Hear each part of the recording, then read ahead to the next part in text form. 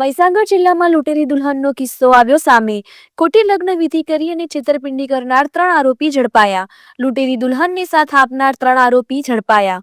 કનુભાઈ ડામોર, શારદાબેન ડામોર અને જયરાજસિંહ ચૌહાણ ઝડપાયા. લગ્ન કરવા માટે છોકરી બતાવી ખોટી લગ્ન વિધિ કરી અને રોકડ તેમજ દાગીના મળી 11,30,100ની છેતરપિંડી કરી લૂંટેરી દુલ્હનની ટોળકી થઈ ફરાર. 3 આરોપીઓ ઝડપાયા. રાકેશભાઈ, જ્યોતિબેન, કનુભાઈ, શારદાબેન, જયરાજસિંહ ચૌહાણ તેમજ અન્ય 2 મોબાઈલ નંબરના ધારકો વિરુદ્ધ ફરિયાદ નોંધાઈ. બાકોર પોલીસ મથકમાં 5 લોકો વિરુદ્ધ ફરિયાદ નોંધાઈ. ફરિયાદી પાસે ખોટી લગ્ન વિધિ કરાવી અને લૂંટેરી દુલ્હન અને તેની ટોળકી ફરાર થઈ. ખાનપુર તાલુકાના ગ્રામ્ય વિસ્તારમાં એક મકાનમાં ખોટી લગ્નની વિધિ કરી અને માતાજીના દર્શન માટે કન્યાને લઈ જઈએ છીએ તેમ કહી અને આરોપીઓ થયા ફરાર.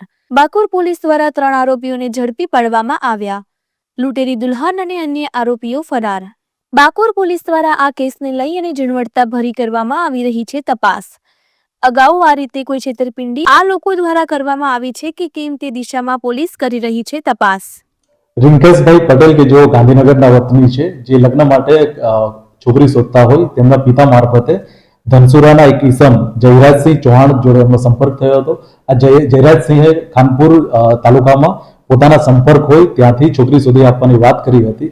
આજથી 10 દિવસ પહેલા જે ફરિયાદી રિંકેશભાઈ છે તે અહીંયા ખાનપુરના કુંભાઈડી ગામે આવ્યા હતા, જ્યાં તેમને કનુભાઈ કાળુભાઈ ડામોર તેમજ શારદાબેન કનુભાઈ ડામોર પતિ પત્નીએ એમને એક જ્યોતિ કરીને એક છોકરી બતાવી હતી. તેના જોડે એમના કાકાનો દીકરો રાકેશભાઈ પણ હતો.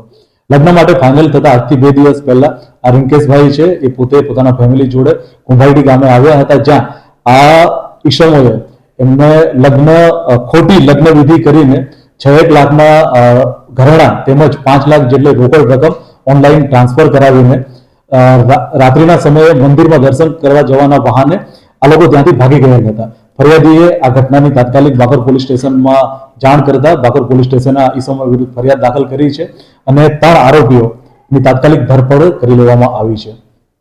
દુલ્હનની જે આઈડી છે એ મેચ નથી થતી જે લોકોએ શરૂઆતમાં જે કનુભાઈ કાળુભાઈ ડામોર તથા એમના વાઇફ છે શારદાબેન કનુભાઈ ડામોર, એમણે પોતાની દીકરી જ્યોતિબેનનું જે ડોક્યુમેન્ટ્સ આપ્યા હતા.